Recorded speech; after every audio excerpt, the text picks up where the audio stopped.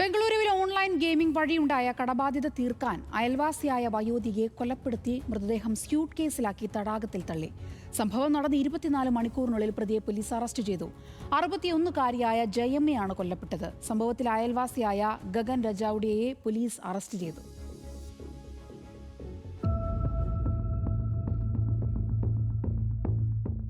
Online ഗെയിമുകൾക്ക് അടിമയായ ഗഗൻ കളിച്ചു പണം നഷ്ടപ്പെട്ട് വൻ സാമ്പത്തിക ബാധ്യതയിലായിരുന്നു. ഈ കടങ്ങൾ വീട്ടാനായി അയൽക്കാരിയായ ജയമ്മയുടെ സ്വർണ്ണാഭരണങ്ങൾ കവരാൻ പദ്ധതിയിടുകയും തുടർന്ന് ഇവരെ ക്രൂരമായി കൊലപ്പെടുത്തുകയും ചെയ്തു. ഇക്കഴിഞ്ഞ ജൂലൈ 21-ന് കേങ്കേരി രാമചന്ദ്രയ്ക്ക് സമീപമുള്ള തിമ്മപ്പ തടാകത്തിൽ ചുവന്ന സ്യൂട്ട് കേസ് പൊന്തിക്കിടക്കുന്നത് കണ്ട നാട്ടുകാരാണ് വിവരം പോലീസിനെ അറിയിക്കുന്നത്. വിവരമറിഞ്ഞ് സ്ഥലത്തെത്തിയ പോലീസ് പട്രോളിംഗ് സംഘം പെട്ടി തുറന്ന് പരിശോധിച്ചപ്പോഴാണ് അതിനുള്ളിൽ വയോധികയുടെ മൃതദേഹം കണ്ടെത്തിയത്. മൃതദേഹം കണ്ടെത്തിയ ഉടൻ തന്നെ കൊലപാതകത്തിന് കേസെടുത്ത പോലീസ് പ്രത്യേക അന്വേഷണ സംഘം രൂപീകരിച്ചു. തുടർന്ന് സമീപത്തെ പോലീസ് സ്റ്റേഷനുകളിലെ കാണാതായവരുടെ വിവരങ്ങൾ പോലീസ് ശേഖരിച്ചു. തുടർന്നാണ് കുമ്പളഗോഡ് പോലീസ് സ്റ്റേഷൻ പരാതി നൽകിയിരുന്ന കാണാതായ ജയമ്മ ബൊറേഗൌഡയുടെ മൃതദേഹമാണിതെന്ന് സ്ഥിരീകരിച്ചത്.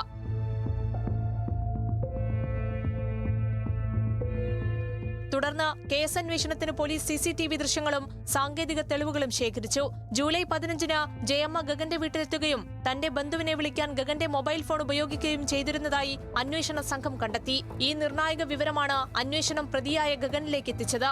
സംശയത്തിന്റെ അടിസ്ഥാനത്തിൽ കസ്റ്റഡിയിലെടുത്ത് ചോദ്യം ചെയ്തതോടെ ഗഗൻ ഞെട്ടിക്കുന്ന കൊലപാതക വിവരങ്ങൾ തുറന്നു പറഞ്ഞു. വീട്ടിൽ വെച്ച് ജയമ്മയെ ശ്വാസം മുട്ടിച്ച് കൊലപ്പെടുത്തിയ ശേഷം അവരുടെ 30 ഗ്രാം തൂക്കം വരുന്ന സ്വർണ്ണമാലയും കമ്മലും മോതിരവും കവർന്നു. തെളിവ് നശിപ്പിക്കുന്നതിനായി മൃതദേഹം ചുവന്ന സ്യൂട്ട് കേസിലാക്കി തന്റെ ഇരുചക്ര വാഹനത്തിൽ വെച്ച് തടാകത്തിലെത്തിച്ച് തള്ളുകയായിരുന്നുവെന്നും പ്രതി സമ്മതിച്ചു. കൊല്ലപ്പെട്ട ജയമ്മയുടെ സ്വർണ്ണാഭരണങ്ങളും കൃത്യത്തിനുപയോഗിച്ച ഇരുചക്ര വാഹനവും പോലീസ് പിടിച്ചെടുത്തു. പ്രതിക്ക് എത്രത്തോളം സാമ്പത്തിക ബാധ്യതയുണ്ടായിരുന്നു എന്നതിനെക്കുറിച്ച് അന്വേഷണം നടക്കുകയാണെന്നും കേസിൽ കൂടുതൽ വിവരങ്ങൾ ശേഖരിച്ചു വരികയാണെന്നും പോലീസ് അറിയിച്ചു. National desk news Malayalam.